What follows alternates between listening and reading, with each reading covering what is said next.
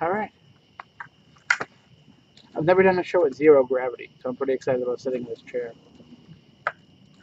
Good evening and welcome to Spooky Southcoast, the Backyard at Jeff's podcast edition. Everybody that's always wanted us to do another backyard podcast, here you go. Little impromptu one. Happy 40th birthday, Jeff Belanger. Hey! I appreciate it. That's it's a weird number. Now, do you feel every ounce of that 40? Do you feel like you're on the downside of your life, or? No, man. I'm in the best shape of my life. Been working out a lot, and He's got tight calves, man. Tight calves. thanks for noticing, Rob. All right. And no, man, I feel good. But yeah, the number itself is weird. That's interesting because I'm 4 years younger and I feel like shit. So, by the way, that's the best part about these backyard podcasts. We can say whatever we want, which I get the feeling that Rob was going to do that anyway. Yeah. Huh? And for the record, we're like 7 hours in. Right. So, well, you are. We showed up late. So, yeah, at least several hours into. Definitely several beers. Many beers. Yeah. But yeah, no, it's cool, man. We were talking earlier about how long ago we met. We think it was 2005 or 6. 6. We started the show in January of 2006, and I think we met you that spring. Okay. And yeah, so 2006. My gosh, 8 years. That's. I dropped most friends well before then. Oh yeah, so. Sure, totally. No, I get it. But yeah, so here we are, my backyard, starry night, campfire. Like, this is perfect, isn't it? Yeah. And we're pretty loaded. We are. That's the best part about it. That will make for the. This is what's going to earn us a Marconi Award, even though it may never reach actual terrestrial airwaves. Right. We're going to win a Marconi. Marconi Beach. I've never been there. It's nice. You but should go. I think it's named after. What was Marconi's first name? Was it the guy that invented radio? Edwards? Yes. No, he was Italian, so it was something Italian. I believe Marconi plays the Mamba. Well, listen to the radio. Don't you remember?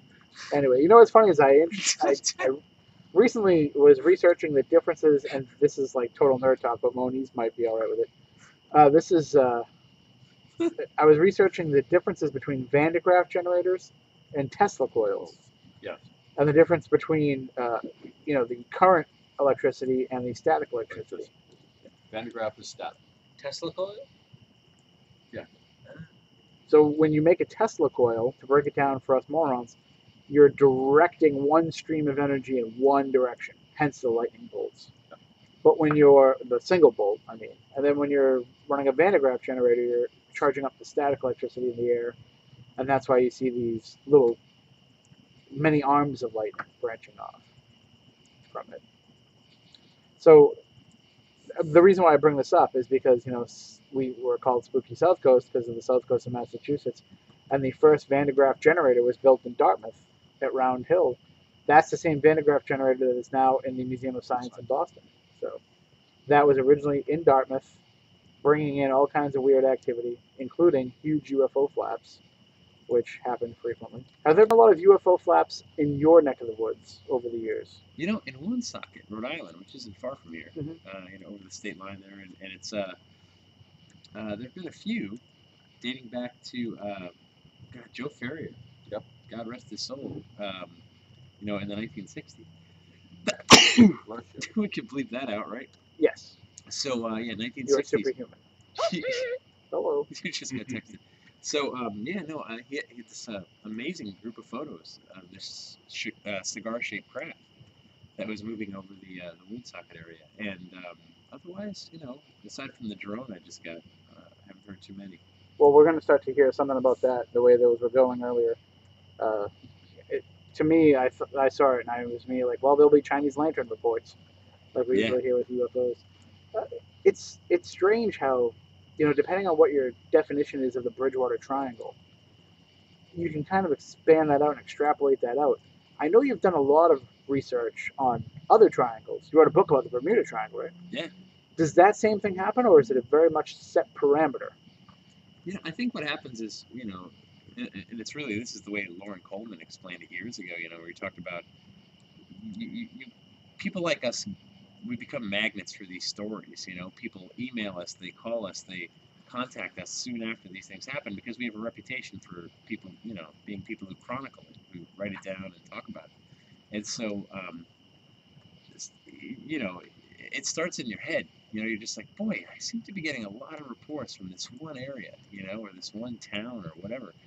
And it's almost like you're looking at the map on the wall and putting pins in it in your head. And you go, gee, more come from this area than that area. And then you start, you know, saying like, oh, that's a gut feeling I have. So you start writing it down and you start noticing, no, it's more than a gut feeling. There's data to support this. I have more reports in one town than another. And areas like the Bermuda Triangle or the Bridgewater Triangle or the Bennington Triangle, you know, get born. I mean, the more that we hear about this and the more we go, I mean, you can pretty much look at a map, point to a town, and it may take you a little while, but you're going to come up with some sort of paranormal story. It doesn't have to be a ghost, doesn't have to be a cryptid, it doesn't have to be UFO sightings, but there'll be some sort of story that makes you kind of think, all right, did this happen? And if it did happen, here, why? Yeah, it's one of those things where and part of the problem too is the researchers themselves that are looking into this tend to be from these areas, you know, and so when you live in a town, all of a sudden everyone in your town knows you do this, and they start telling you about your stuff, and you say, gee, there's more in my town than any other town. That's not necessarily so. That's just where your network works best. So I think there's a bias, you know, a researcher bias to some of that stuff when it comes to, you know, picking a location. But there are patterns, you know, we see it. And we can't help it. We're humans. We want to put everything into a box. We want to categorize every experience we have, especially paranormal ones, you know. This is a UFO. This is a ghost. This is a demon. This is a, you know, cryptid or whatever. And at the end of the day, the only thing that really matters is what the person went through. You know, whoever had that experience and went, oh man, this, to me, I've touched the other side. It's this. And that's the only opinion that matters. The rest of us, we can just guess or speculate. What I find interesting is that when you look at the way people tell the story of a paranormal encounter, it's almost like, you know, we see the difference between the researchers who are out there doing this all the time, and they say, oh, I've had very few paranormal experiences. But then somebody who isn't a researcher will come back and say, oh, my entire life, all this weird shit has happened to me. And I'm wondering almost if part of the reason is like if you or I drive to a bad neighborhood and an unsavory character walks by us and happens to turn and look at us and keeps on walking, well, in our mind, and when we retell that story, this guy was ready to jump us. This guy was ready to carjack us, or whatever. That's the way that we're going to remember. We're going to remember it as the worst possible case scenario. Right. So I'm thinking that we're seeing more of these stories popping up because people are willing to come out and say, yeah, I got the shit scared out of me.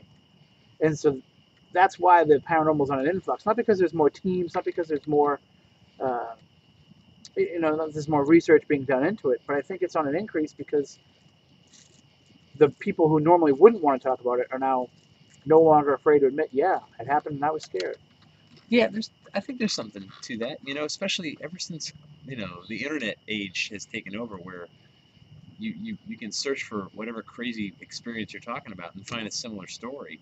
And you say, wow, this person went through that too. And when it comes to paranormal, you say, gee, I'm not alone. And not only is there one or two others, there's maybe dozens of others, you know, when you start reading these online accounts or listening to interviews and so on. So, you know, we live in an age where we're out of the closet a lot more than we used to be, Right. you know, and yeah, that's something to do with it. But the subject, we live in a funny time, you know, like everything is so explainable. We've got so much interconnectivity between smartphones and internet and everything else, but we still need this thing. We need this mystery, and ghosts, you know, fulfill that enigma for millions of people. You know, that's why they watch the television shows and buy the books and listen to the podcasts and radio shows. You know, I think like there's this, we need this in our lives. You know, we need the sense of, you know, considering how much else has been explained, we still need a few mysteries. We need something that will make us feel like there's something that we can't master. You know what I just feel like? Something like that reminds you of your place in the universe. You know, we're small, it is big, you know, and sometimes you need that. You need to be knocked down to that basic level. But the more that people are starting to gain an interest in it, I think our definition of it and our attempted explanation of it differs. You know, when you live in a society when the average person who watches the Sci-Fi Channel can tell you exactly what an EMF detector does. Basically, what you're doing there is you're creating a lot of armchair experts in something. And that will change the definition of what it is you're dealing with. I really think that we're, as researchers, we're feeding into whatever the definition of the paranormal is as much as we're trying to discover it.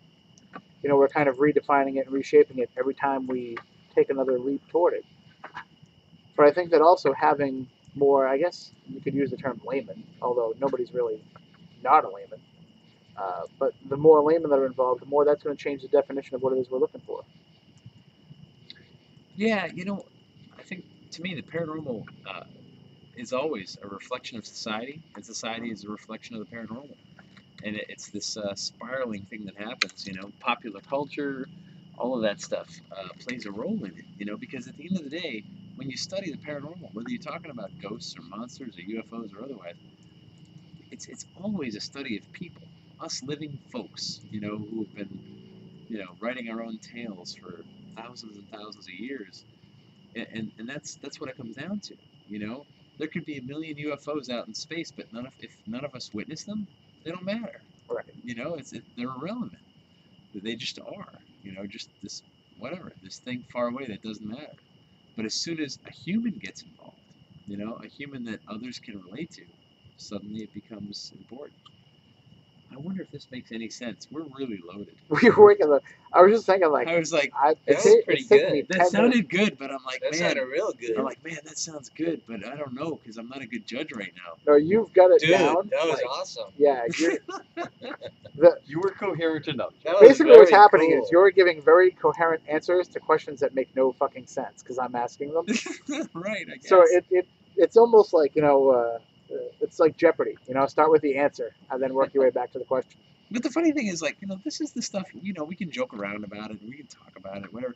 Like, this really is the thing that keeps me up at night. It's the thing that you walk around all day long doing other things, like, what am I going to have for dinner? And what does this all mean? Right. And I think the life, right, your whole job, being born all the way to when you die, is to live and grow and explore things, and ask questions. Because as soon as you stop doing that, you're as good as dead, even if you're still breathing.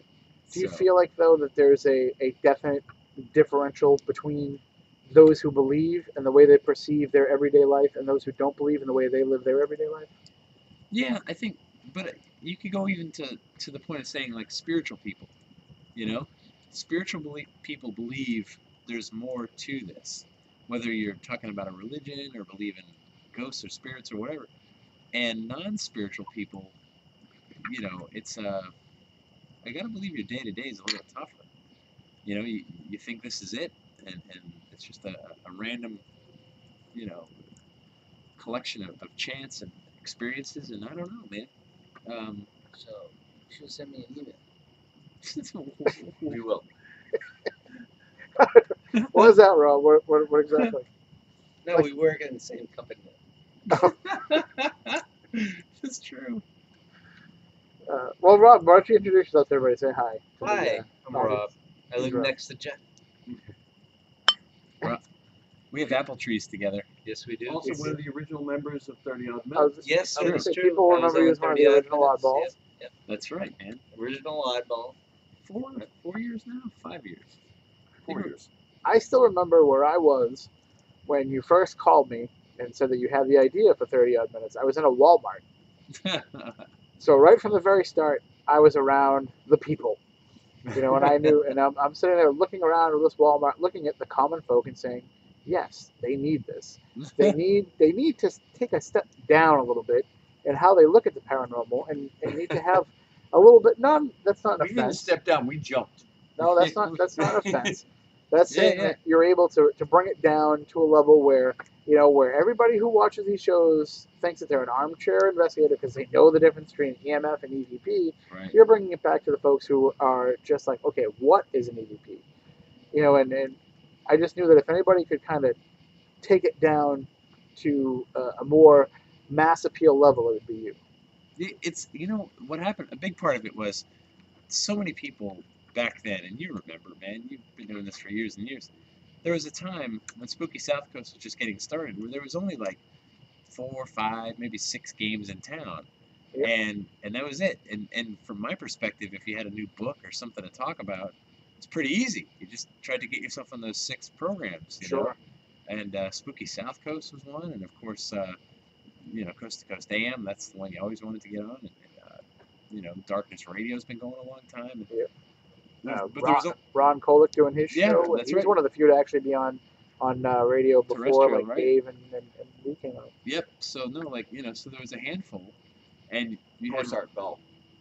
well, our Bell was originally Right. Coast to Coast. So, but yeah, you get a relationship with these folks, and you're good to go. But now it's exploded, man.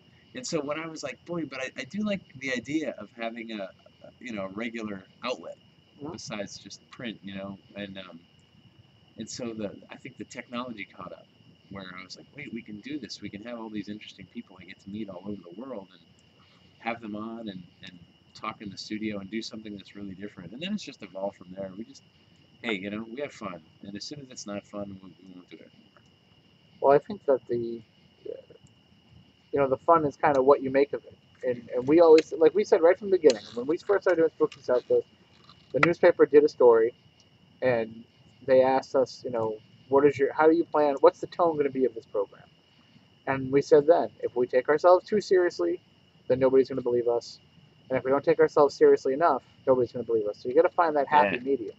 Totally. And I think that you've just always had that, and you believe that people believe, and you will never tell anybody that they're wrong for believing in that. And I think that that's what's lost in a lot of folks. Yeah, it comes down to one of when I give a talk now, especially around my Halloween programs. I often start by telling people hey, if you came here thinking I'm going to show you smoking gun proof of life after death or anything else, boy, I wish I could do it, but I can't. And then I say, but there's other things I can't show you either. I can't prove to you that love is real and exists. Right. I can't prove to you that humor exists. I can't prove to you that fear exists or pain. I can't prove any of those things to you. Yet those are all emotions and feelings every one of us has had. Being afraid, being loved, being happy, being sad, being, scared and in pain. And I said, I can't prove any of that stuff, but we all kind of agree on it. But why do we have so much trouble with this thing, this paranormal thing? And it's tricky, and even I, a guy who believes in this stuff and has had experiences, sometimes you meet someone who's just like, yes, well, this is what happens when you die. You go to this place and then you take a number, and then, when your number's picked, 36, you do this, you do that, blah, blah, blah, and you come back and you reincarnate and this, and I'm like, what? Really? That's so specific. How could that be, How could you have that one? How do you know the answer? Yeah, right. How do you know the answer? That's what it always comes down to. And, man, I don't know. I just think that to not ask the question is the real sin. To just sit there and just cruise through and who cares? That's the only travesty. I've changed my definition of ghost when people ask quite a bit over the years, and now along with the lines of what you said, the basic explanation I use is that a ghost is an emotion. We talk about how it is a psychological imprint on a location, on a situation, and what does that? Emotion. Right. So, and I think that when I start to explain to people in that regard, then it kind of turns the light on for them. You have more? Yeah, there's more firewood. I'll go grab some. Cool. It's near the back. Moniz taking the fire challenge live on Spooky TV. Yeah, it's back in the garage. The light's on. We will not. We already grilled burgers before this started, so there will not be any grill fires like there was the last time we did a backyard podcast. There's been a few. Yeah, we've been grilling for hours. Good God, man. This is cool. This is how we should do all live radio. It does make for a better experience for us. I don't know how much the audience enjoyed it, but I know those BSM studios just aren't the same. But it was funny because when we did our backyard one, it was because we got so wrapped up in the conversation that we lost track of what was going on around us, and we really took that opportunity to kind of peel back the layers because we were still new then. We were only like 6 months in, and we wanted something that would be different and unique, and also we didn't want people to forget about us if we weren't on the air for 14 days, and we decided that when we sat down around the table, we just weren't going to have any filter. we told our entire stories, how they relate to the paranormal, and that's how we found out about Moniz and how he grew up, and we even got Matt Costa to admit that he believes a little bit. That's all you need. Yeah, so and that's why I think that if more of it could happen like this, if more discussion could happen like this, then a lot of people would find the answers they were looking for without even having to step into a haunted location. But that being said, we still have 9 tickets left for the Lead Trips event in Cedarville, USA, August 30th. And Matt, jam one under there. We're building a better fire. One under there. So, Tim, Yes, I'm listening. I'm just also using my phone. all the years of doing this, do you think you're a bigger believer now or a bigger skeptic? I'm probably more of a bigger believer because I believed in it based on the idea that how can it not be?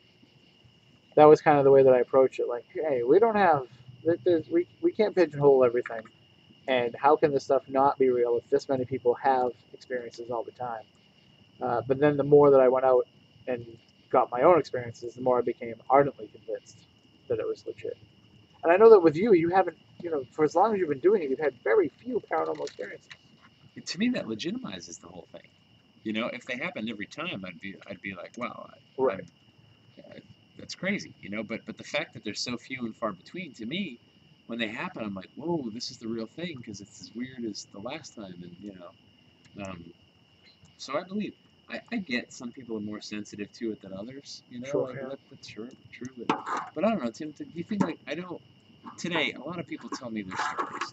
And I appreciate it. It's really cool. It's great that people are just like, oh, you believe this? I'm going to trust you with my story. And I get that it's a significant thing. But at the same time, sometimes people tell you stuff and it's so out there. You're just in your head. I mean, I nod because I don't want to start a big confrontation. And, Right. but boy, in your head, you're going, whoa, how'd you get there? Really? All that? But you also say like, well, I don't really know, I wasn't there. But I feel like some people want you to believe. Mhm. I need you to believe, and then I'll be okay. And I'm like, well, I can't give you that. I can listen and I can nod and say, well, maybe, but believe, that's a whole other thing. I felt the same way at first. And then I realized that belief is different for me than it is for somebody else. Of course. When someone else can believe with all of their heart that God exists, and I can't necessarily say that for sure in my own mind, that's a pretty huge differential. Yeah. So that led me to believe that, okay, maybe what they are willing to extend their belief to is not the same as what I am. Yeah. So when somebody tells me they have an angel that follows them around, I'm like, angels, come on. Yeah. But, it's all with your own perception. It's all how you perceive it. So their angel might be my ghost. So I really can't say that they're wrong or that they're beyond the beyond that I'm willing to accept. Here's something like living next door to Rob. When I first moved in, we talked about this stuff, and I told him about what I did, and no secrets or anything.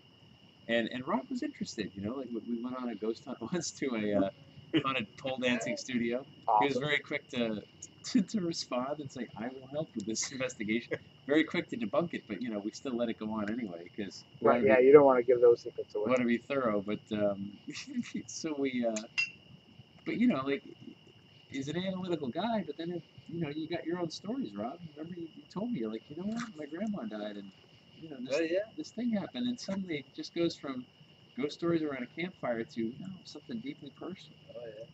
Yeah, it's cool. Tell him what happened. Well, it was probably 2 or 3 year gap between when the last time I saw my grandmother, and she took a turn for the worse, and she started getting really sick. And by the time I got up there, she was pretty skinny. She was dying basically, and she was not responsive at all. And I said goodbye and all that, but it was like talking to someone that wasn't there, but I kind of knew she was. Mhm. And then I went home. After that, it was about a 2 or 3 hour trip, and I got a call a day later. Actually, before I got the call, I had a feeling at night, and I sat up in my bed. Kind of felt like somebody was pulling me up, and like by my arms, pulling me up to the sitting position. And I said, "It's okay, Grandma, you can go."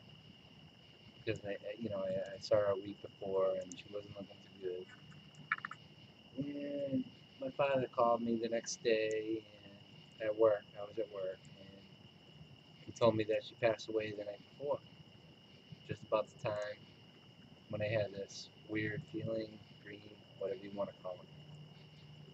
So, yeah, that was very interesting, and I totally believe it was real.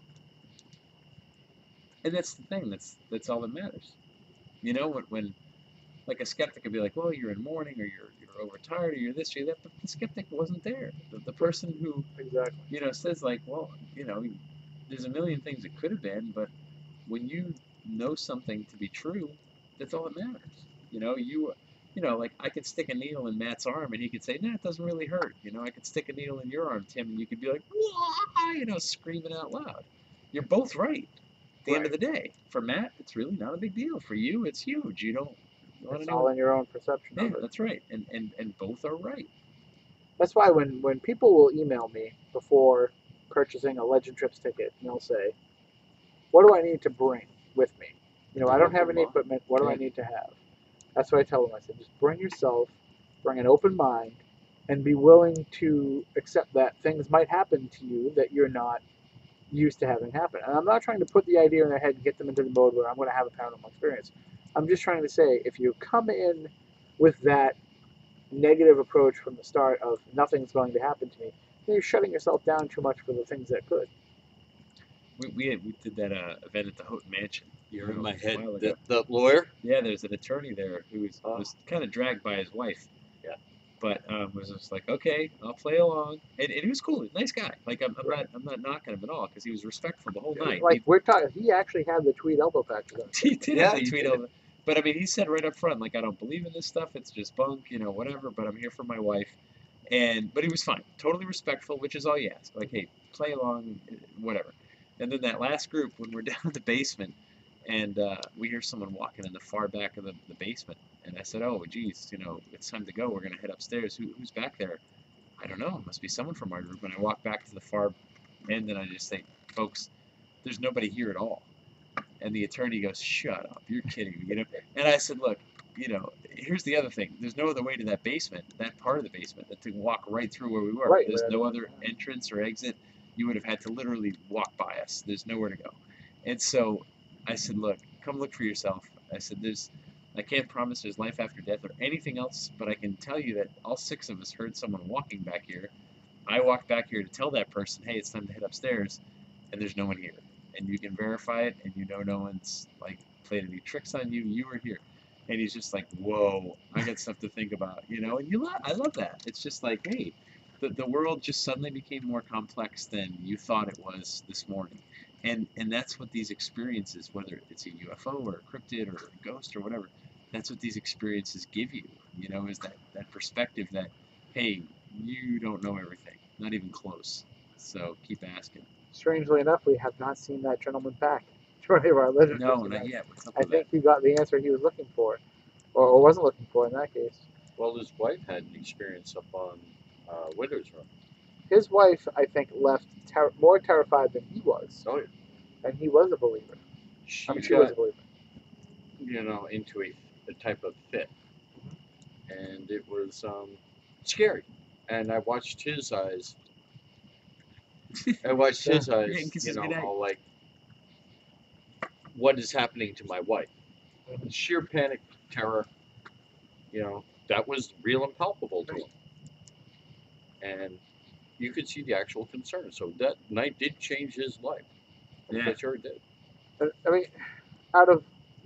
first of all, I was there with her when she first started to. I don't remember. I know that I was on the 2nd floor, but I was kind of in the back area for most of the night in the Masonic Lodge. But she was in my first group, and we were in the daughter's room. I'm sorry, I'm blanking on her name.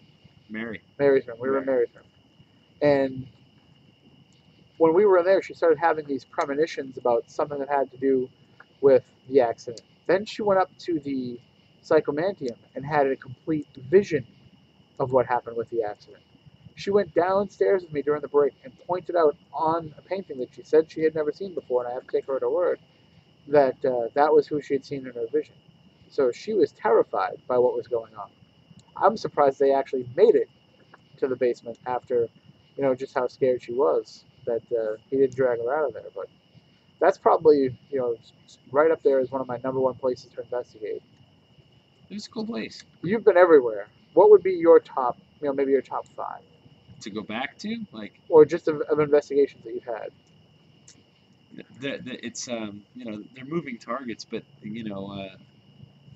big giant abandoned creepy buildings just do it for me. Yeah. You walk in, it's the right story, it's the right context, the right place, the right look, the right everything. And like a Waverly Hills in Louisville, Kentucky is one of those where you walk in, and I don't consider myself sensitive at all, but you walk into that place and you just go, whoa.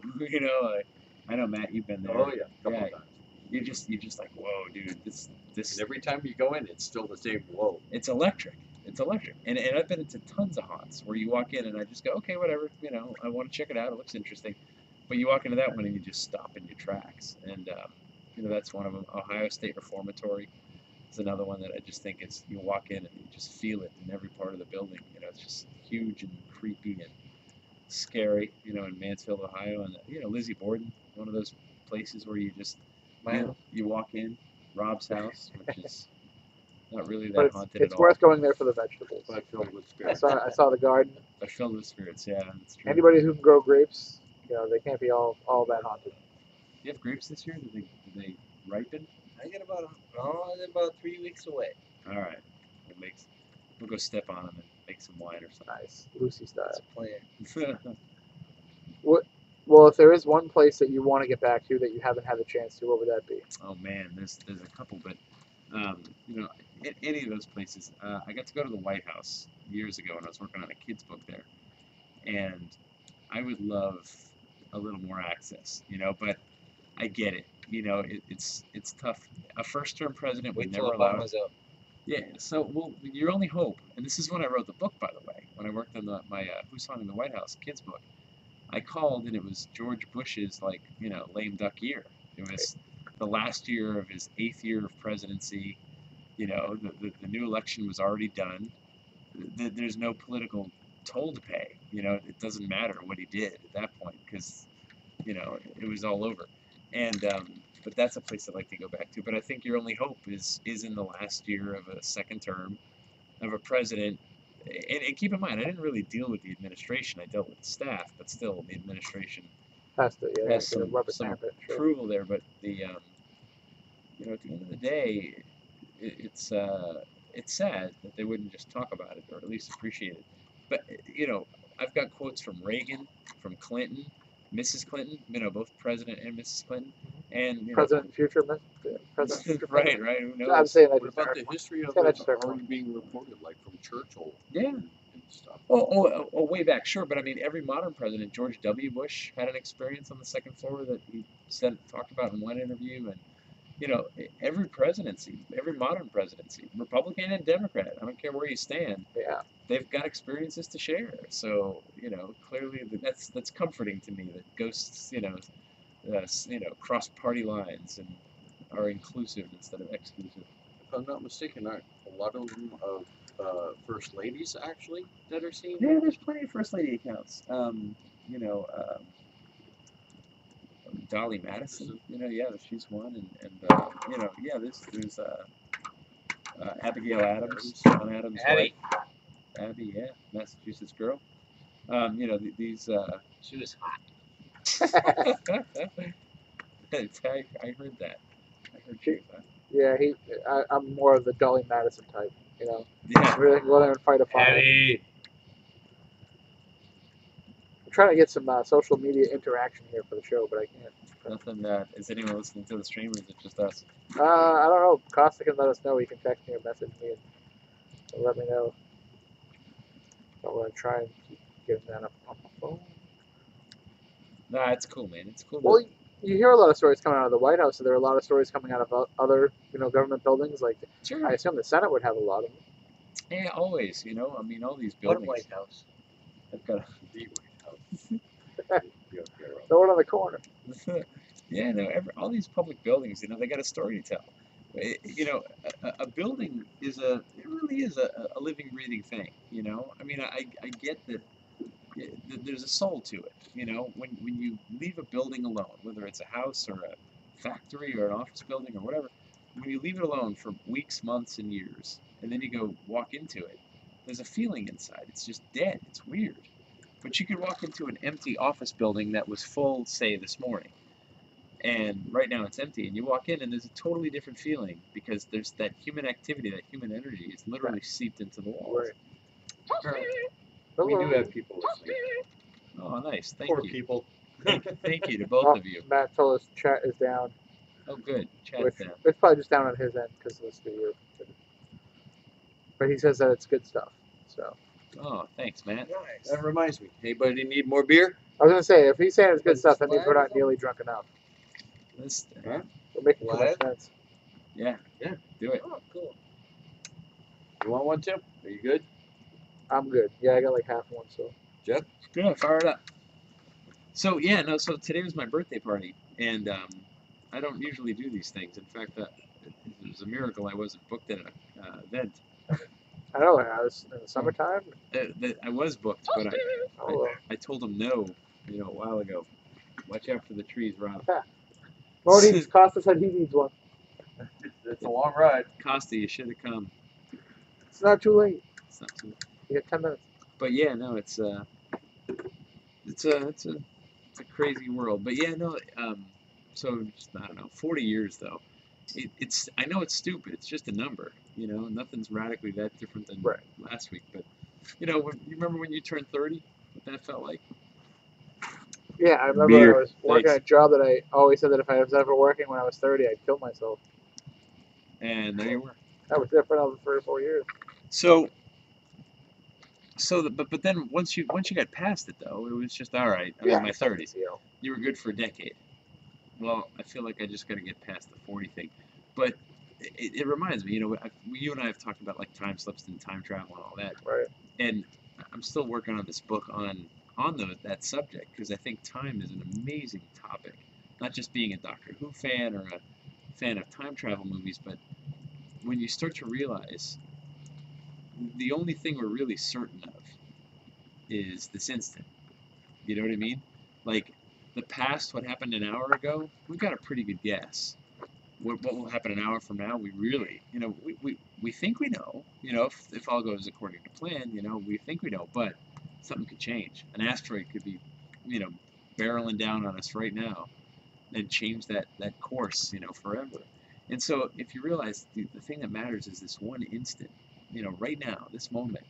And in that moment, you can make a million decisions. You don't have to wait for New Year's to to make those resolutions. You don't have to wait for your birthday to turn over a new leaf or, spring or summer, fall, winter, whatever. You can do it right now. Because you just say, hey, right now, I want to be this person. I want to be this good person. I want to be this positive thing. Or you can choose to be this negative thing. And right now, you will be that. And that's the thing about reality. We define it for ourselves all the time. And that to me ties into everything paranormal. You define your reality. One person sees like a misty, cloud and says, no, that's actually a triangle UFO. Another person sees it and says, just a cloud, and Right. ignores it, and maybe they're both right. Reality's for people who can't handle drugs. That's right. that's one of my favorite Jeff Charles lines. Yeah, one of my radio gods. But And here we are. you mentioned the time travel book that you've been working on. I'm going to guess, perhaps, ironically, not ironically, but that's probably taking you the most time to write, because it's not like walking into Ghosts where you have a relatively set idea of the story that you want to tell. I mean, with time travel, we have no clue about anything to do with it, but it could be kind of the crux of a lot of the explanation of things. Yeah, that's what it comes down to. For me, I'm not a math guy, and in the book, I'm trying to, keep equations out of it. Thank you. Yeah, Matt, I'm not a math guy either. I know, but it's it's tricky stuff. And again, I know how to use a calculator. it's very validating, you know, when you can put math to it. But you know, at the end of the day, it comes down to perception. You know, like there's forces that affect time, or at least your perception of it. Gravity is the biggest one, speed, you know, those kind of things. But perception. Density and several other factors. But yeah. Well, and here's a simple example. You know, you go see a lecture or you watch a television show, and it's really good, it's really interesting, and it's riveting, and it moves. An hour could go by and feel like a minute. Or you're in the same seat watching something that's really boring, but you still have to stay there till it's over. That hour could seem like a day or a week, you know, because of your perception of those various instants in time. And you know, that's comes down. You know, you can talk about quantum physics and stuff like that, and that's when it comes down to understanding that if you really can, you know, affect your personality and affect your perception and the way you interpret things, you can change the world. You literally can. You know, you can sit there in the dentist office waiting for your appointment and, you know, make it an experience that's not miserable. You know, you can do all kinds of nitrous oxide. And but you can also change the way that you experience that world as it's happening. You know, like a lot of folks look into trying to dream lucidly. Yeah. You know, they want to be able to control that experience. But people who subscribe to The Secret and the power of positive thinking and the law of attraction will tell you, well, you can basically make your entire life like a lucid dream if you just believe. Yeah. But for some of us, there's just that blockage. You know, I tend to be a relatively negative person. That's my boy. And it blocks me from having a lot of these moments that other folks have. But that's just the way that I perceive the same reality that they do. Now let me ask you a question about your book. One time. Yeah. Are you going to cover traveling both forward and backward in it? Yeah. Well, forward's pretty easy. You know, I mean, that one's we know how to do that. We're doing it right now. You know, we're going 1 second at a time into the future, boldly. We even know how to do faster than that. Just go fast. You know, you hop on a commercial airplane and you fly to LA. You've moved in time.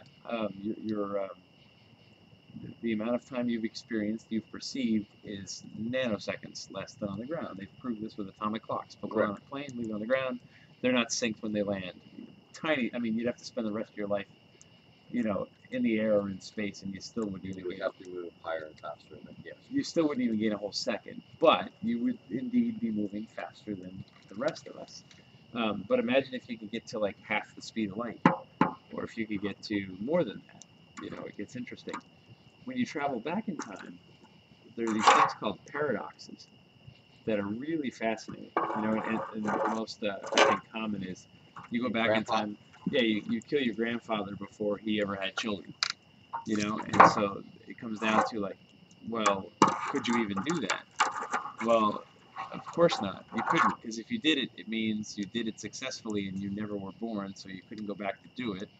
But Or it means there are these infinite universes, meaning you go back. Other timeline that you've diverted from. You kill your grandpa, and it's fine. You know, there's suddenly now the whole universe where you were never born, and the universe where you were born is still completely intact.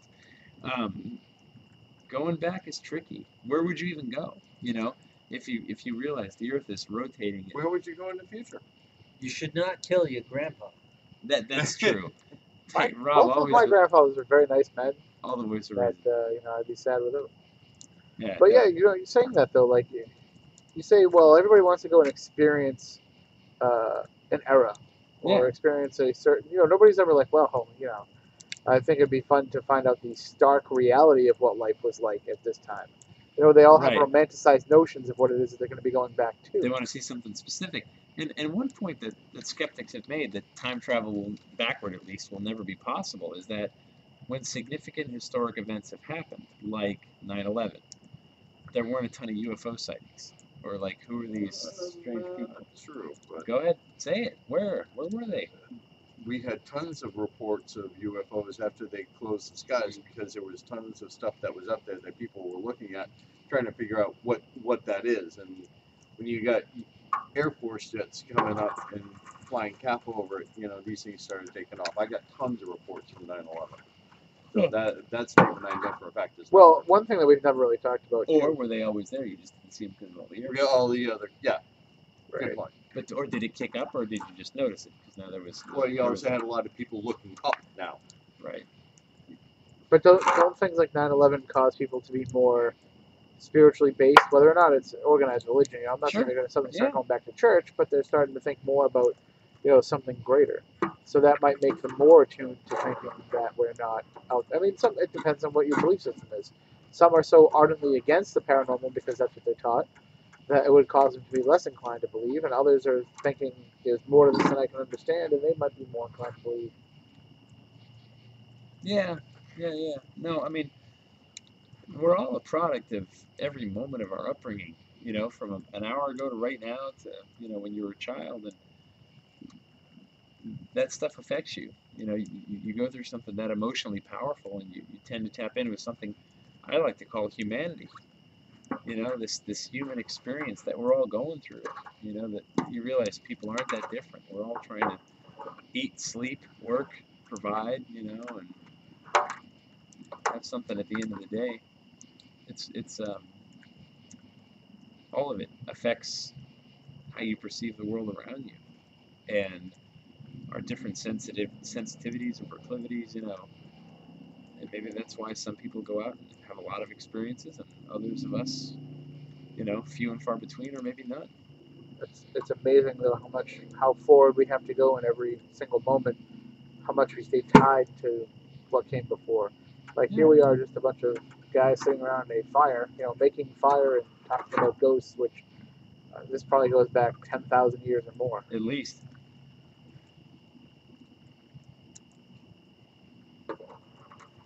Although they didn't have fancy fire pokers like we do. No, they had sticks. Or beer is good. They had something. They were drinking something or smoking something.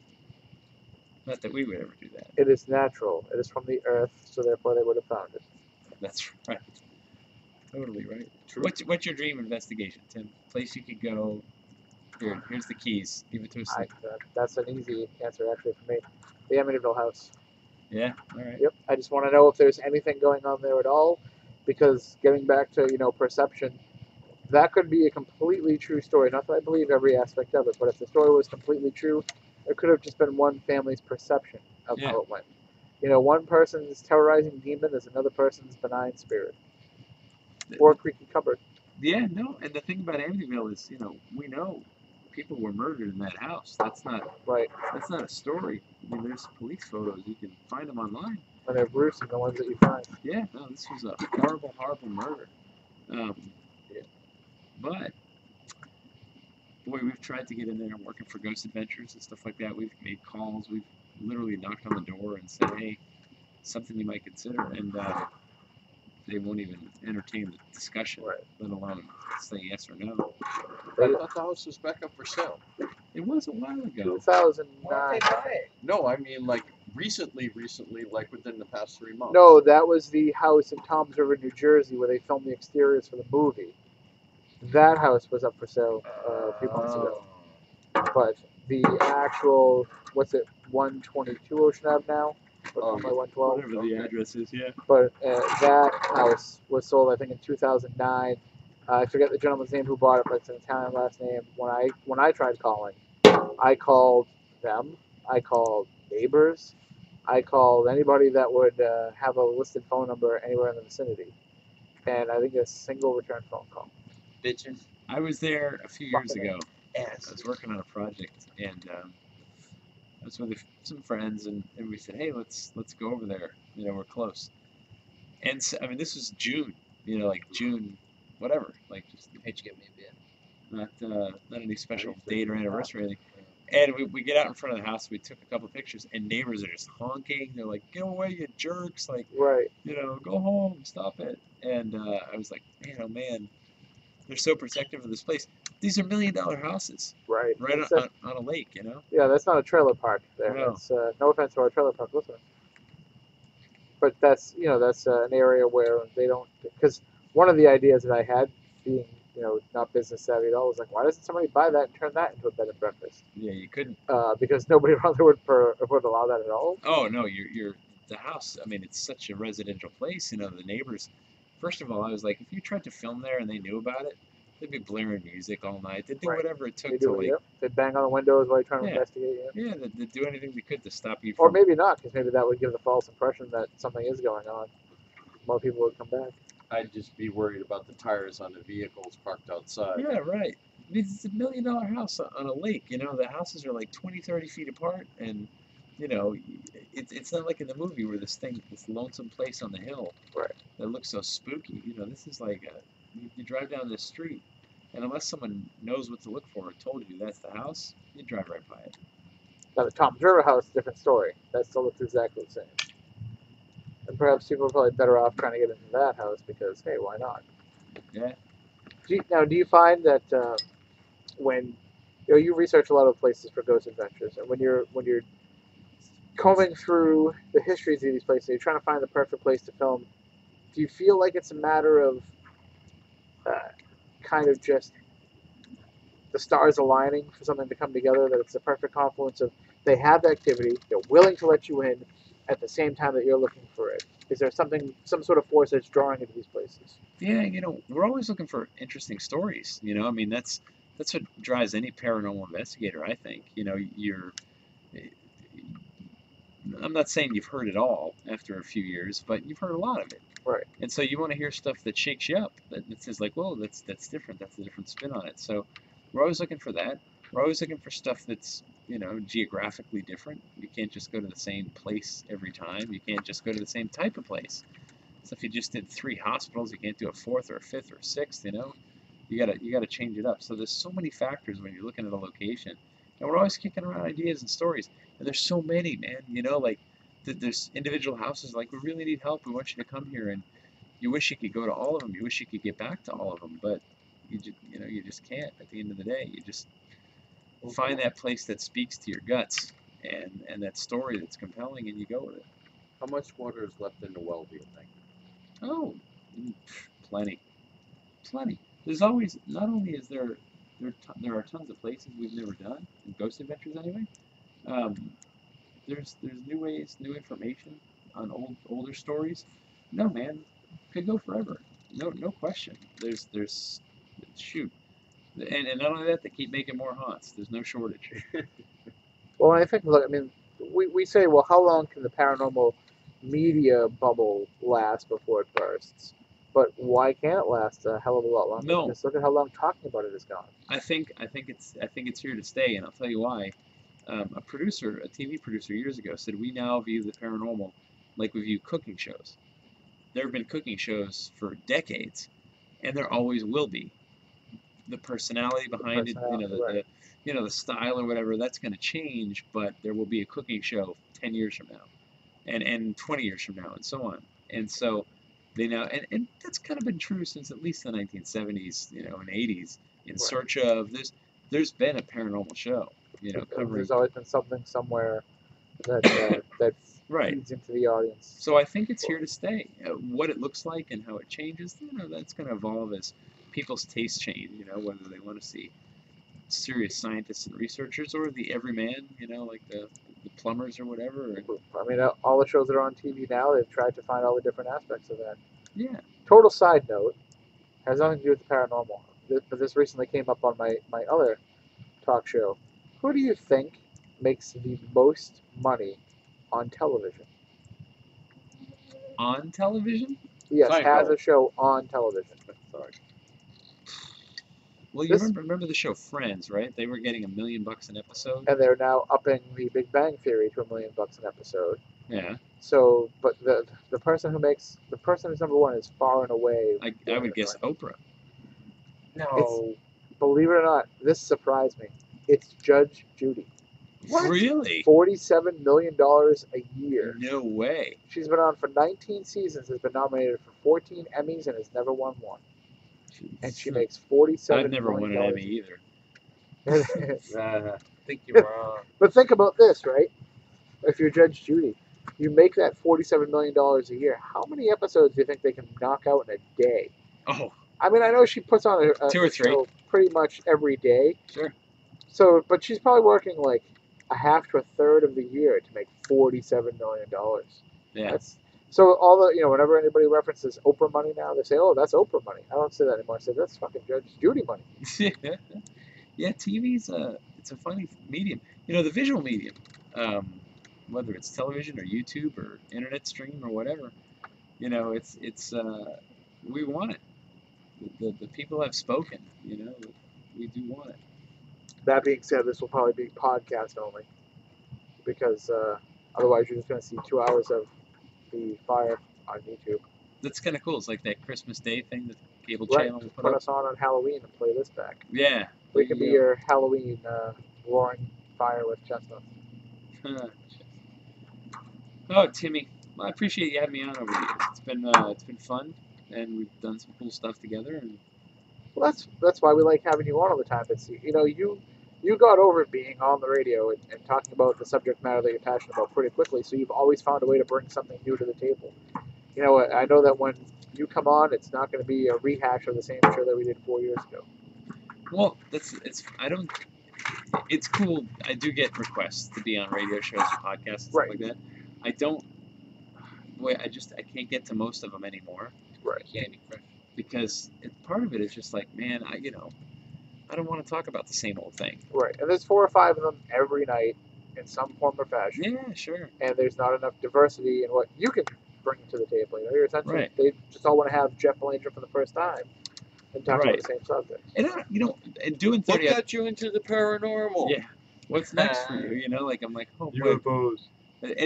But the thing is, like, That's my and I appreciate people want to be in it, but having done 30 odd minutes now for 4 years, I think now, like, in every way, not just what's it like for the guests, but I think about as the host, as the person that's working on the content. I don't ever want to interview a person about what it's like to be them. I don't care. Right. I don't. If you got me the biggest celebrity on earth, like, if it was for 30 odd minutes, tell me about something paranormal. Don't just tell me about, oh, you're Brad Pitt. Like, that's great. I've got Brad Pitt on my show, which I don't, but Right. but Not if I this did, what are you going to talk about that's paranormal? Like, give me some perspective, something that I couldn't get anywhere else. Otherwise, you're not being true to the audience. One of the things that we got accused of in the early days was we would have somebody on, usually from a group or some group that we would be talking with, and they would share their experiences. And the question that would come up from other people in the audience is, well, who are they to get to be on this show? Which I Right. guess makes us feel good because people view that show in that regard. But like, who are they? I have the same exact experiences they have, and I'm not on your show. Yeah. So it made me realize that not only do you have to be a little bit more discerning about what it is that you want to bring people on to talk about, but that you have to find new ways to involve them in the discussion. If you're just, let's face it, I love John Zaffis. I do. I think that he's a great guy and he's a great friend to everybody in the paranormal. I haven't seen a lot of shift in his theories over the years. He has discovered what he believes and what works for him, and he hasn't really evolved that discussion. So a John Zaffis interview from one show to the other is John Zaffis talking about the same approach. I want to hear somebody like yourself. Well, you come on and you'll say, well, the last time you had me on, I thought this, but now things have changed, and I'm now willing to accept this, Yeah. which a lot of people don't do. I think too is that sometimes you get some notoriety for whatever it is you're working on, and some people have a hard time letting that go. I've always thought of myself as the journalist, the guy that provides the information, the story. I'm not the story myself. You're just a conduit for it. I'm the guy that shares the story, so I don't feel a need to make any wild claims. So I'm open. I am open to whatever happens. I don't have a specific story to sell you. I just, when something interesting happens, I want to tell people about it. And look at the perception that we have toward a band like, give me a band that's been around for a long time. Rolling Keeps Stones. keeps putting out new albums that sound different. Rolling Stones. You've got bands who have been around forever, and from one record to the next, they're willing to take chances, willing to change things up. And, like a guy like Bowie, he's been around for 50 years. You never get the same album twice out of him. Sure. And then you get other bands like Blood, Sweat, and Tears, who've been around forever, don't even have the same original members anymore. They're just going out playing the same catalog of hits. Yep. And you'll see that they have, the draw and the demand for Blood, Sweat, and Tears is different than the draw and the demand for the Rolling Stones. You know, and I think that is evident too in the paranormal, where I think there's more of a demand for the people who can be ever evolving and ever changing, and the people who just rely on their greatest hits. People like, well, you know, we've already heard this album before. Yeah, no, and the sad thing is people that are kind of new to it feel like, you know, you got to always top yourself. Right. And you don't have to always top yourself. Just always be honest. You know, I've partaken in experiments. I've met with psychics. I've gone into locations where I'm like, I felt nothing. I know this is the most haunted place on earth to you, or this is the most gifted psychic. I got nothing at all out of it, you know. But that's okay. You know, I don't need to. I'm not, you know, I don't feel the need to have an experience every day. But Usually, when you have experiences with Tim and I, yeah, it's been a Right. few times. I Yeah. don't know why. But I think, and what's cool is like I know there's my parents have some friends who are total diehard skeptics, and he once told me, which was actually a huge honor. He said, "If you ever tell me something's real, I'll believe you, because you don't go making that claim all the time. You say when something weird happens," and I'm like, that's the kind of thing we should strive for. Right. You know, just that credibility where it's like, you know, 9 times out of 10, I'm not going to experience anything, but the one time that it does happen, I feel like people will believe me because they know, you know, most of the time I go in and nothing happens. When I look at it though, like I say that there's always, like, we'll go to places and things will happen, and I'll think later on about them long and hard and try to see if maybe I'm misperceiving them in some fashion.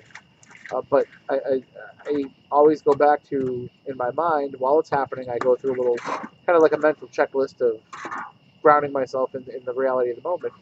So if it passes that test, then I have to kind of accept this being a real experience. So then why is it that we can go out and have experiences more often than somebody else has been doing it forever?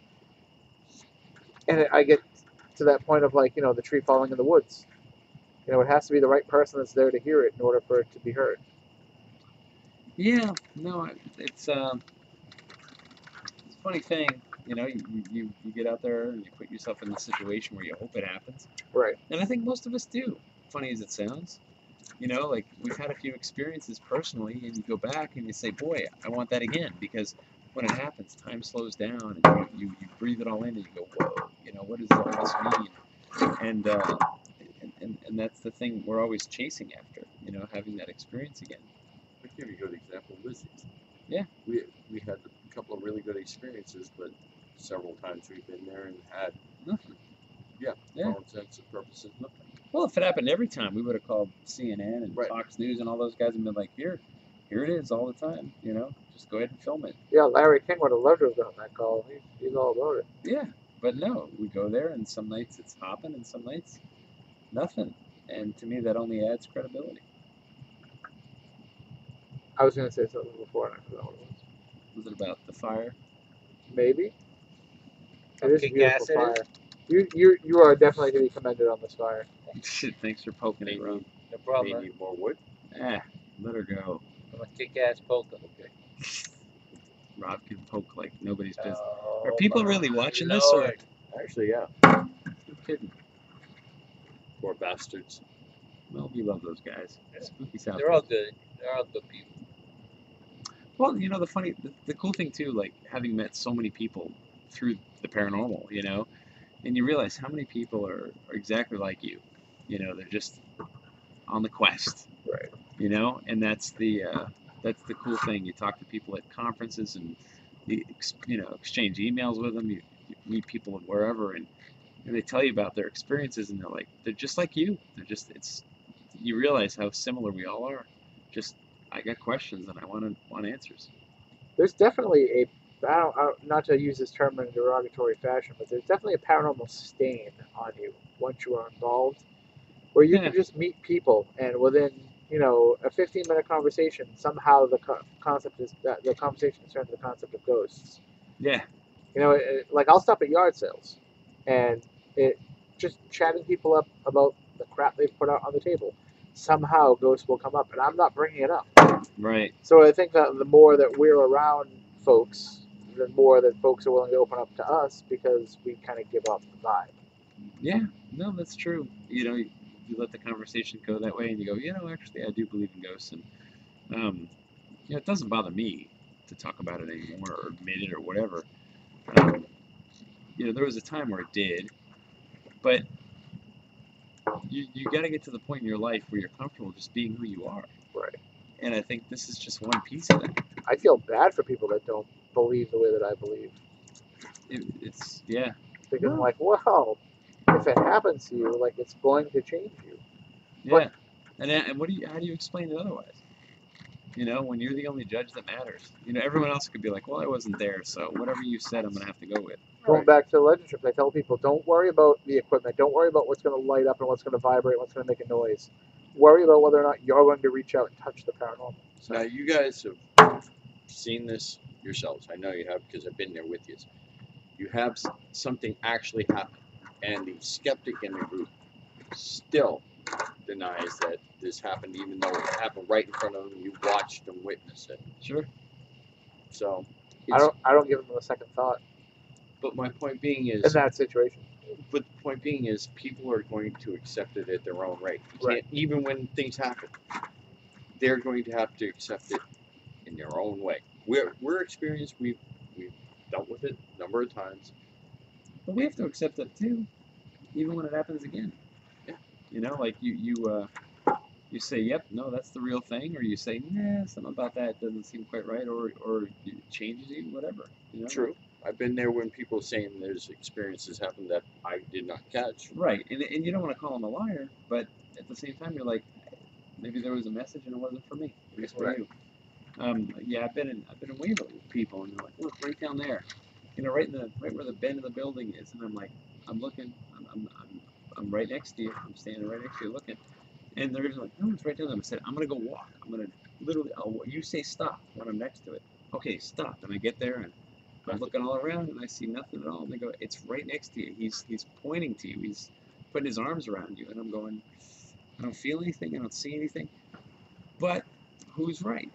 You know, Right. I mean, maybe both of us. we are also a species that is very prone to falling for suggestion Sure. overall. And, you know, and I'm pretty sure that cows don't suffer mass hysteria. Yeah. Moniz might differ. He probably has some actual scientific examples, but we'll just go with that. And I think that's that kind of feeds into a lot of it, you know, like, and that bothers me. Like when we go to when we run an event, and we are hoping that people are having paranormal experiences, it bothers me if they happen to me. As much as I love having them happen to me, it bothers me in that situation for me to be any kind of focus of the activity, because Right. you look at it, it's like, well, of course it's going to happen to that guy. He wants us to think that something happened. And that's one of the things too, is that I recognize that for some people, a paranormal experience is just a cry for attention. Right. Everybody look at me. You have to realize that. Yeah, I'm going through this thing. Everybody look at me. And so that's why, you know, the credibility of the person having the experience is just as important as the experience itself. Because some people have an experience and you go, gee, you always have an experience, so forget it. And other people, you know, Once in a lifetime. yeah, nothing ever happens, and then suddenly when something happens, you go, whoa, I believe it. You're not prone to talk about this. We are It's the such same a thing about fishing. Some people go and catch fish all the time, and another person doesn't get a damn thing for years. That's right. Yeah. Mac Ford or what? But. Like I look at an example like and this is just an example. They won't mind me using them on me as an example, but Candlelight Paranormal. They come to all of our events, and it seems like when One more big blow. Paul is investigating, he will get scratched, he'll get attacked, he'll get hurt in some fashion. And so one person will look at the tree and they'll say, well, you know, here's every time he goes to some place, Medium luck. he's getting attacked. But they're not looking at the forest, what is this greater thing that's reaching out that has a problem with him? Right. And so I was discussing that with him the last time. I'm like, how come this keeps happening to you? It's not a coincidence that it's from location to location. And it happens with other people. They get the same type of phenomenon, the same type of activity happening no matter where they go, no matter what the backstory is. Because it is kind of more interconnected than just being the ghosts in a certain house. And that's why, if it's happening to you, if you're the person, you got to ask yourself other questions. You know, why? What's the pattern? Is there a pattern? Right. You know, is it happening because it's been 5 hours on my feet, or this long since I ate, or this long since, you know, whatever. You know, whatever it is. Like, because if it were me, That's all I can think of. Is if it were me that were having the experiences repeatedly, I would want What's to. wrong? What's it about me that's making this Yeah, happen? I'd want to reverse engineer that. Right. Like, why does it? When does Start it with happen? what and you why? know and what you can handle. Right. Is it when I eat, Let toast Jeff for approve breakfast? the log. It's all good. I think Jeff's gonna be 41 before this fire goes out. Oh yeah, that's right. He's 40. Lordy, lordy, look who's 40. Jeffy. Poor Jeffy. That's the tree we just cut down. Yeah. That's using the restroom. I got about 60 acres of it.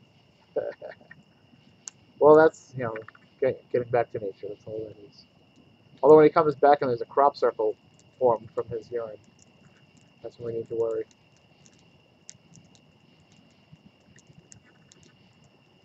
It's good stuff, man. Good stuff. I wish we could take calls. I bet you we actually would have people that wanted to call and chime in with that. They probably want to talk to me. Totally. Be like, finally, we got Rob. It is fun to take calls. You're next. We had fun. I actually had fun. It'll always be a good memory for me. 30 odd minutes? Yeah. Yeah, it was a good time, man. I did it for like 2 full years, right? Yeah. We go for wings and beer after every show. And, we had fun. We still do. It's cool. Man, it's always evolving. The whole So you idea. get who's the girl in it?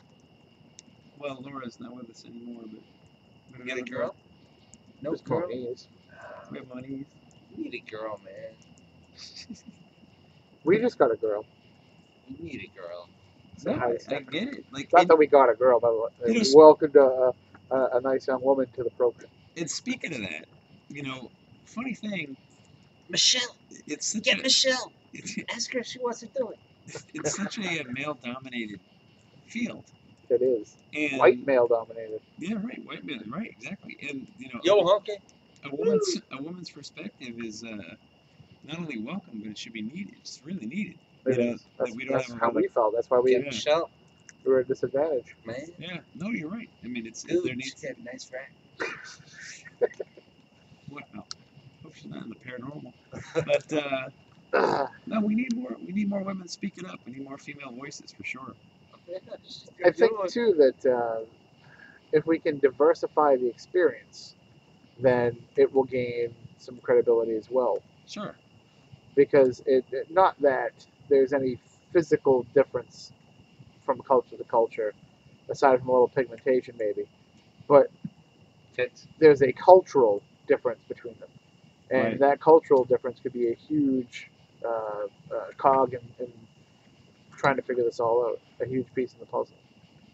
Now you're talking cultures. What about the different cultures that do ghost hunting? Say Japanese teams over in Japan, or you were recently in Australia. Mhm. How different is their culture doing what we do compared to here? Versus what they do in England with the old Spirit Society.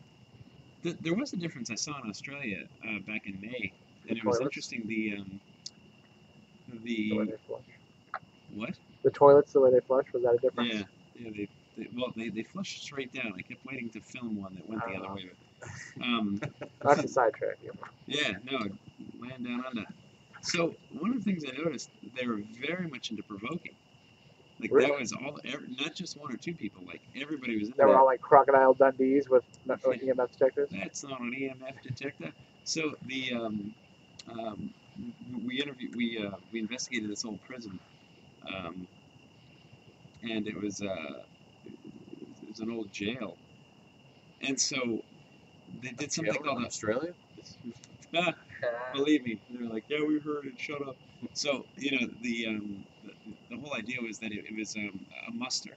So they got everybody together. They did something they called a muster, where everybody like really tries to fire up the energy of the building, screaming, provoking, etc. Wow. And then everybody investigated. And I was like, whoa, that's different. We're doing that at Edaville. Yeah, a muster. Never really seen that. And because provoking, and I get it. Ghost Adventures had a big part in the popularity of that. But I don't think a lot of people are doing that anymore. Well, I think it depends on the activity that happens. We've seen a reaction when we provoke at Lizzie Borden's, Sure. and when I tried doing it at the Houghton Mansion, it didn't work. So it definitely has to adapt from location to location. Yeah. No, that's really any night of investigating, isn't it? Like you adapt, you do what you think is right. Yeah, if you fall into one style, if you have a style of investigating, you're limiting yourself. Right. You have to be willing to kind of accept what is take the hand that's being dealt to you, because it could be different. Totally. All right, next caller.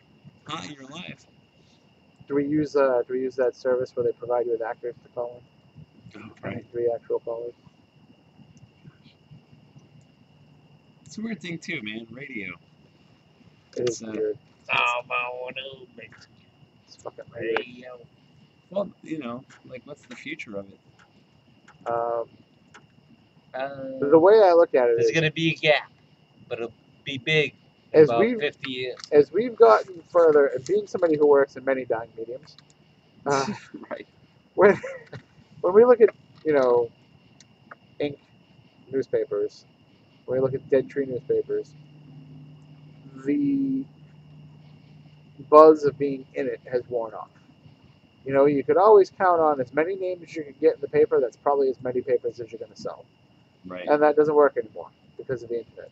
People still love to hear the sound of their own voices. So there'll always be that voice-to-voice interaction. Even as we live in a text society, it's only made the phone call more special. Right. So there'll always be some type of interaction radio-wise. Now it's just a matter of will it stay on terrestrial broadcast or move to the internet. I think probably all of that's true, but there'll always be a place for it. The problem is right now we have all these newfangled ways of doing it without the talent to be able to do it. Yeah. Which is a big, I know there's 10,000 paranormal shows on Blog Talk Radio, when in actuality there should be a tenth of that, and someday maybe there will be. And the same is true. I mean, I listen to our own station. We broadcast the Stephanie Miller Show every day, and it's liberal radio out of L.A., but it's terrible, and she's crass, and she broadcasts the lowest common denominator. She's not funny, and it's overproduced, but it still draws because it's still interaction. Yeah. See, You know, We're losing Rob. Rob's taking off. No, I'm alright. Okay, he's just reflecting. Just saying, Oh, all right. before I forget. It's fine. What, you got something to ask me? No, we thought you were leaving. We were wondering what was going to happen to the fire if you went. No, I'm still poking. Okay. It's a perfect fire. Is that is that an actual fire pit, or is that a hollowed out something? That's far a bit. That spot in the grass will be dead tomorrow. Well, I was to say, I noticed that you are smart enough to move it to, covered ground when you're not using it. I It's a left good mine spot. out, and it rusted out completely. Oh, There's yeah. no need for a good lawn right here. It'll come back one day. This one spot. This is how it works. You burn, the ashes return to the earth, new life grows. Funny thing about my relationship with Tim, people may not realize this. Tim covers the Who's Tim? Patriots. That's the guy across from Hey, you. how you doing? Tim. Nice to meet you. So Tim covers the Patriots, and I'll text him a lot during games, and Right. often it's just riddled with obscenities. Just like, what are they thinking? Like, son of a no good, blah blah blah blah blah. Yep. Yeah, so we got that. We got and there's a delay. So sometimes I'll get a text from Tim being like, touchdown, and I'm like, really? And then 1 second later, the TV catches up. Oh yeah, I try not to ruin it for you. Oh, like that. Yeah, Inside info. I don't even think about that. Yeah. but it's funny because Well, there was one game. I forget. There was one night where I remember Tim Dennis was involved in it. oh yeah. And speaking of Minnesota friends of ours and sports, Mike Brody. did you see that video blow up? Randy Moss. Oh Yeah. my gosh! Like 250,000 views in a day. Oh yeah, he was up to like 1 million views by the time I went off the air this morning. No kidding. Yeah. It was on SportsCenter. Yep. And it was on everything, all the sports shows. Our friend Mike Brody made a video that went viral. Oh, I know him. Yeah, he was Yeah. at 30 odd minutes. Yeah. Another 30 odd minutes. Yes, yeah. No, he made this video about Kevin Love, right? Yeah, Getting traded from the Timberwolves. and it was funny. It was Oh, where did definitely he end funny. up? He just put it on YouTube, and it got seen 1 million times in like 3 days, and it got on Sports Center. And He was actually, I guess he posted it up from what I What gathered. team did he get traded to? Cleveland looks like he's going. Did he really? Yeah. Well, Wow. they have that's held up because they just signed Wiggins, so they got to wait like a month from the Oh. day they signed him. But it's going to happen. But he had put it up, I guess, and then he like got on a plane to fly to New York for a comedy festival. By the time he got off the plane, it was like 500,000 views. yeah, And he couldn't believe it. He was getting all these texts and tweets and everything. I just saw your video on Sports Center. yeah, it's cool. Because I wanted to have him on the show this morning, but he had to, he wanted to sleep in from the travel. And Yeah. Oh, Kevin Love. yeah, he was. Actually, speaking of NBA folks in the paranormal, there used to be a guy who played point guard for the Celtics, and he went on to a bunch of other teams, still in the league, named Mike James, and he grew up in Amityville. Okay. And so his like nickname as a basketball player was the Amityville Horror. But I asked him about that growing up, and he's like, "Oh man," he's like, "It didn't matter if it was true, if it wasn't true. Like, the brave kids still went there, and the kids who weren't brave didn't go and got ridiculed for it." Yeah. So and he was a pretty superstitious guy. He said, like with a lot of his game rituals. Superstition in sports and Oh, music. you wouldn't believe it. Oh, Yeah. Both of them, rife with it. Adam Vinatieri told me a story about watching the ghosts move from room to room in the old Foxborough State Hospital when they used to practice there. What do you say? He said that they'd all just stand there, like, standing around a practice. They used to practice right in the open spaces around it. And they'd all look up and see it. And they'd be like, "Did you fucking see that?" "Yeah, I saw that. Holy shit." Like, but that was it. They're like, that was as far as they ever got with it. They just acknowledged that it happened. They never talked about it anymore. I've never asked Brady about ghosts, but maybe I will this season. Yeah, just for you. That's Giselle. What she think? How many more seasons does he have? I know that. I'd rather talk to Giselle. Actually. Rob Ninkovich is open to the possibility. I know that. Who was it I asked about it? Vrabel one time. I asked him about it. And he said he was open to the possibility, but that he doubted it. It's funny when you're like an NFL football player. Like even a question like that, you're like, oh, I don't want to make people mad. I don't want to be a jerk. Right. It is what it is. Yeah. They always do. Now I should have asked Lawrence Maroney about it because he would have given me a good answer. But like, at the end of the day, too, like, who cares what those guys think about it? Their opinion's no more or less valid than, anybody else on the street. The only opinion that I care about from the Patriot player is what they think about the game, and that's only because there might be some shred of inside information or insight to that opinion. Right, of course. I don't want to go in there and ask them about current events. But people do, right? Of course, because people look up to them. So There's nutty Red Sox player. Dig it, man. You're going to need to The limit that. world was flat. the Red Sox thought the world was flat. No, there was a Red Sox player. Oh, I remember Carl Everett being called That's him. Jurassic That's Carl. him. Yeah, Carl Everett. because he didn't believe in the dinosaurs. Yes, that's who I was thinking of. You just believe in the dinosaurs? He thought Yeah, the they world called was him- flat. Dan Shaughnessy nicknamed him Jurassic Carl. And he nicknamed Dan Shaughnessy the curly-haired boyfriend. Yeah. 'Cause- That's the guy. Jurassic Carl. But he could hit. He had a Oh, he yeah, had a yeah. good bat. He had a good bat. Hey, if I told you actual stories about athletes and how stupid they are, like, not only would it reinforce stereotypes, you would be shocked at some of the stupidity. Nah, I already know. But not all of them. Not all of them. No. Quarterback. Brady is not only one of the most intelligent people, but one of the most thoughtful people. He's gonna be president one day. I would not be surprised. I don't even know his political stance, and he has my vote. Me too. Oh, he has all our votes. We don't Right. care what he could be like. I'm going to nuke Kansas. You're like, vote for Brady, man. Yeah, Kansas has been pushing us around long enough. I'm gonna turn Iraq into glass. Whatever. You have Super Bowl rings. I vote for you. With Brady, I would. Funny part is he's not even president of his own house. Right. No, that's true. The story just came out a couple weeks If ago. you had Giselle, What She husband whoops is? his come ass. what husband is. Giselle.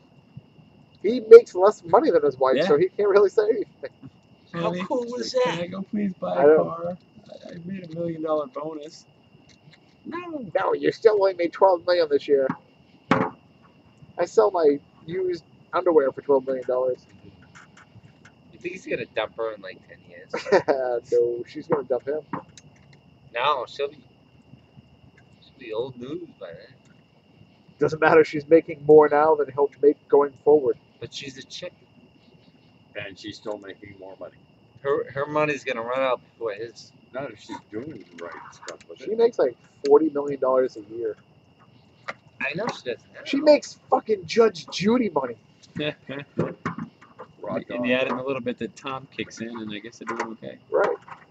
She's like, oh, you can buy that gold-plated handle for the toilet in the bathroom that I built. Speaking of bathrooms, they're in Boston. So you're saying he makes $10,000 on a toilet. Doug Llewellyn money?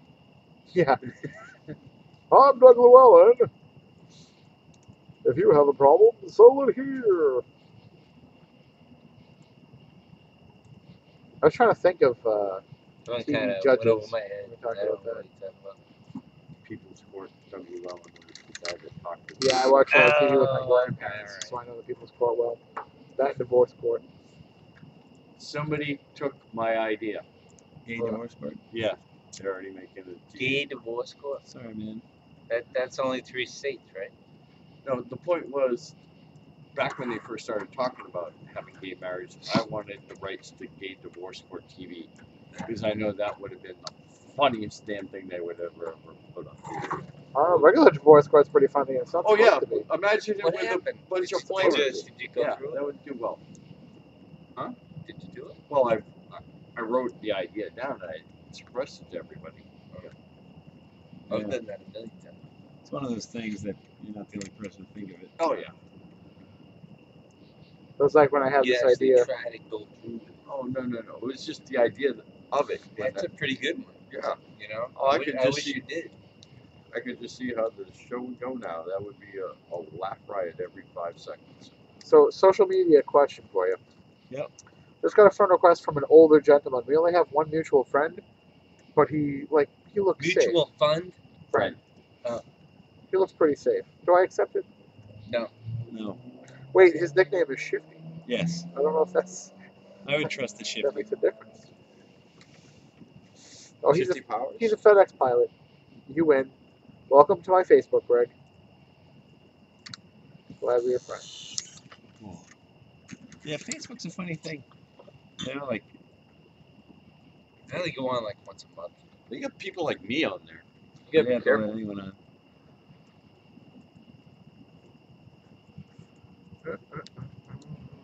But the thing is, like, I get there's people that let anyone in. You know, I get a lot of friend Anybody requests. else need a recharge? No, I'm good. On my personal page, and you know, like my personal page is just pictures of my daughter. Right, but people they want to have that connection with you. I know, and I'm like, but my public page has got all the paranormal stuff. Right, it's got more interesting stuff. You're boring than your personal page. Totally boring.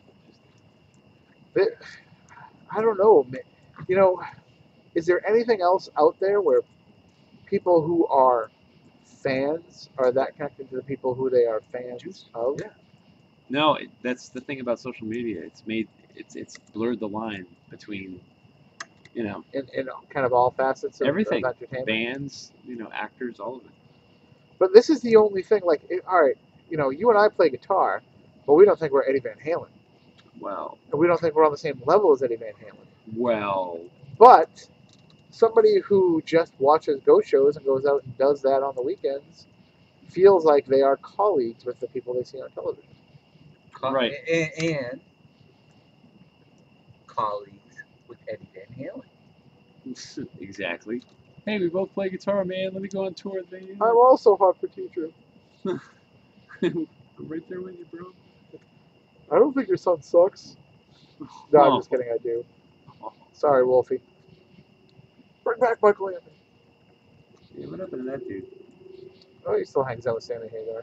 I was gonna say I thought he was still doing like Cabo thing with Sammy. They had a band, Chickenfoot, and then I guess Sammy was just performing and Michael Anthony showed up. That's the thing, man. We're old. We don't go to concerts anymore. No, Which is funny because the only people who go to concerts are old people and 14-year-old kids. we can't afford it. No, I The can't. time or the money. $300 to see the Eagles? I'll just stay Really? home and put on the Eagles CD.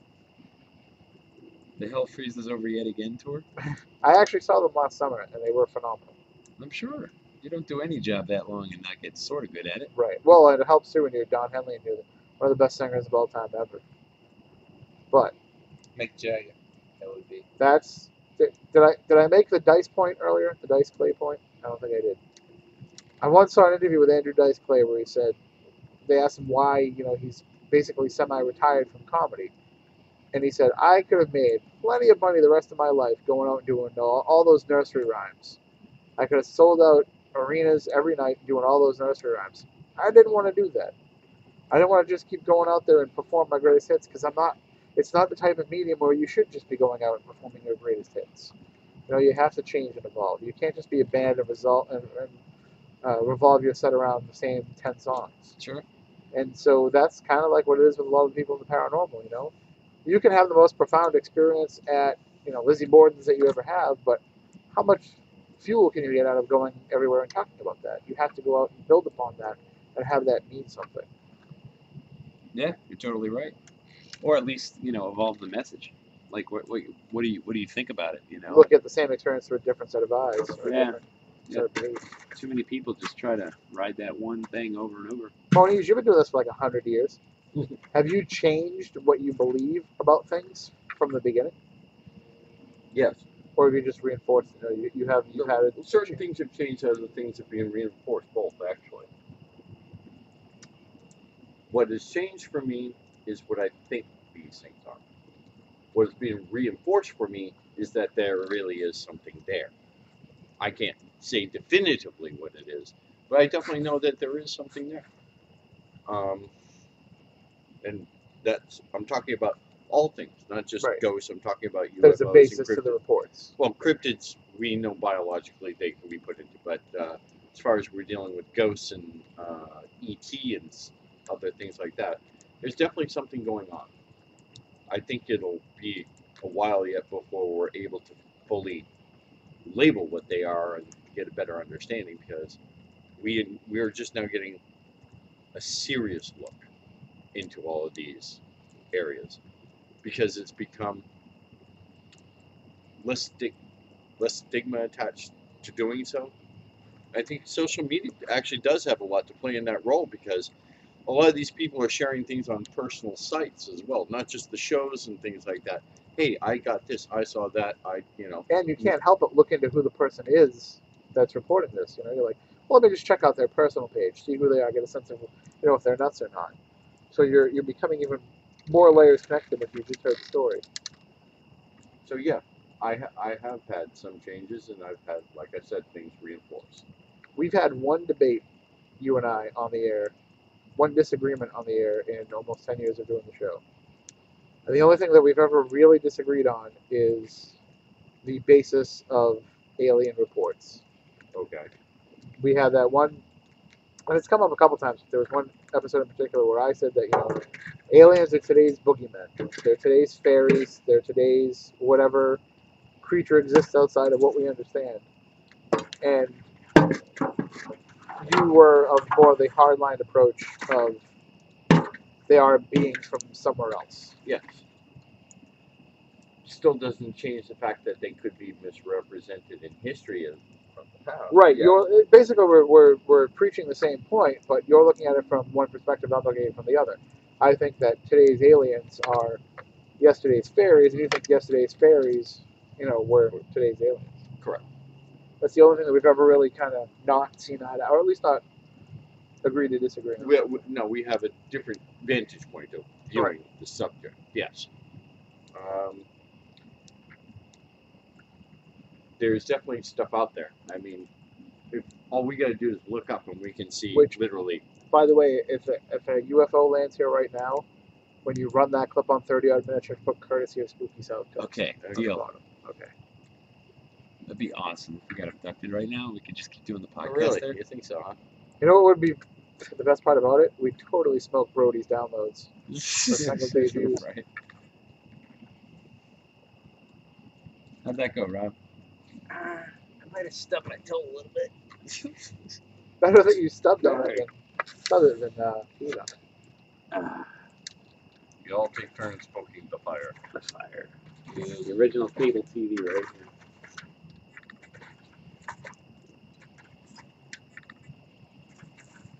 Welcome to the Burning Ember Show. I wonder if Spooky TV's chat room ever came back up. I don't know if Costa decided to give up on it. I missed it. Oh, we only have 8 minutes left. 8 minutes of what? Well, What? if we did the full 2-hour show, which we didn't have to, but Earth Ends? I can tell you that Dark Matter Radio Network appreciates the fact that we go the entire 2 hours because it screws up the time slots and we only go like 45 minutes.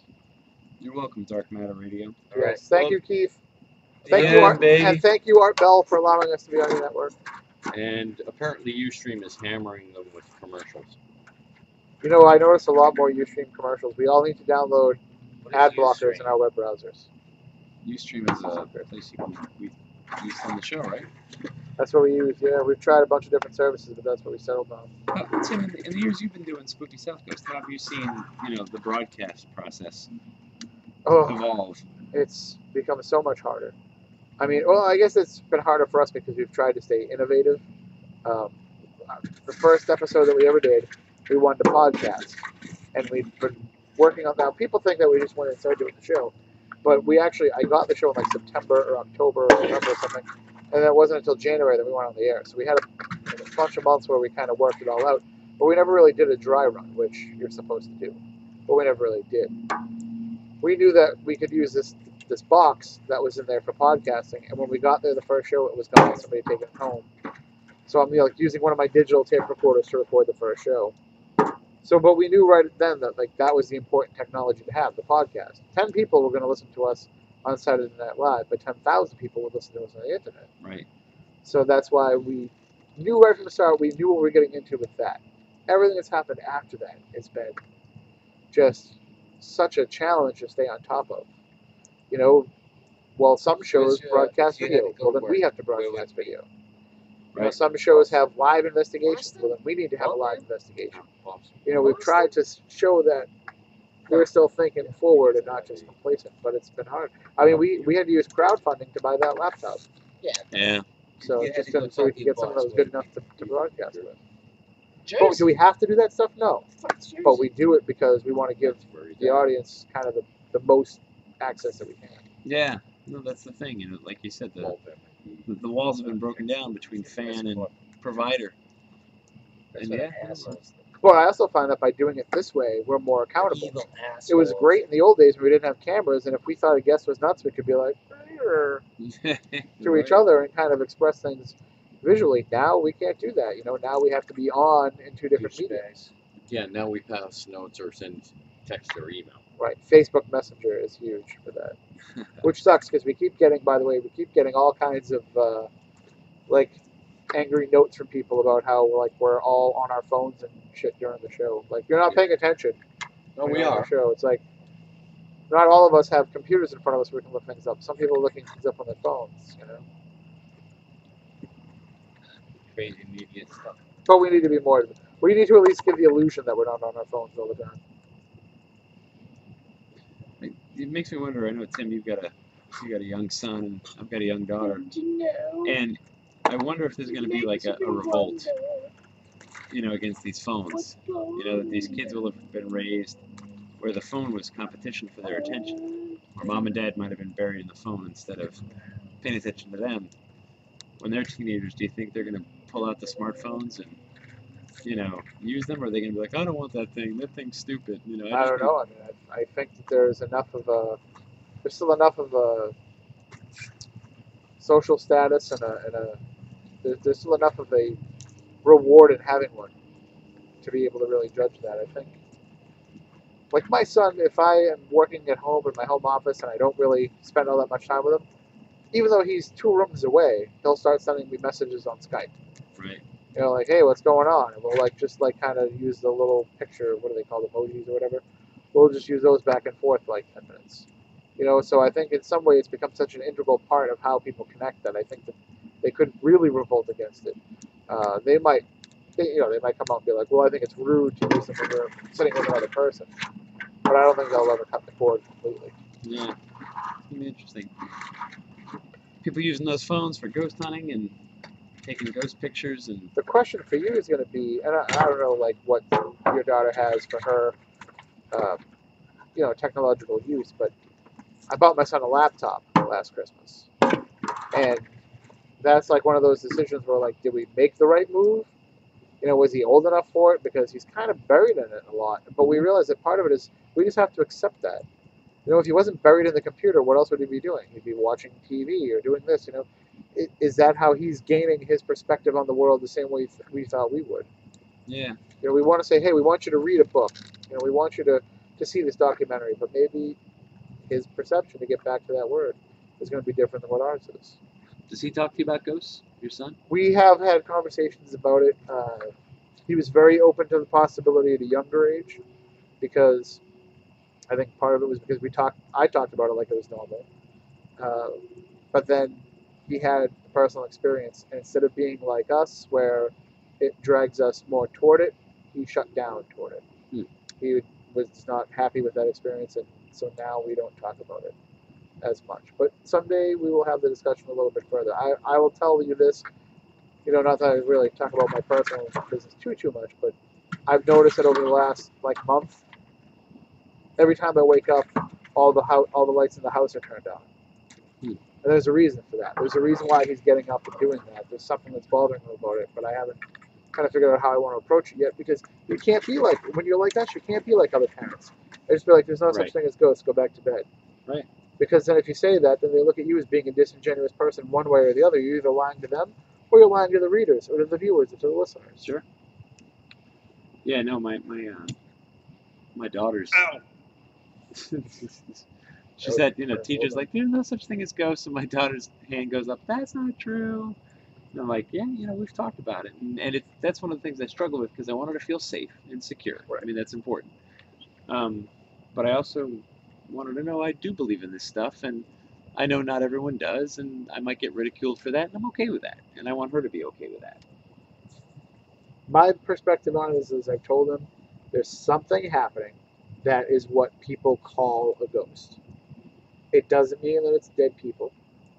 It doesn't mean that it can do any kind of harm to you. It's just some type of phenomena that we don't understand, and ghost is the name that we gave it. And if we can come to it and understand it, then that's going to be, a big step in eliminating that fear. Sure.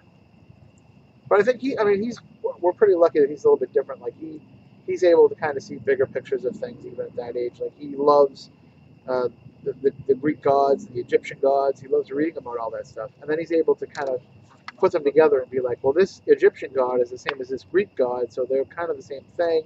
And what's the reason why people believe there had to be a god in charge of that? So I think that he's able to kind of understand the higher concept of ghosts more than a lot of people can. But yeah, it still doesn't let him sleep at night with all the lights off. That's the trick, isn't it? Yeah.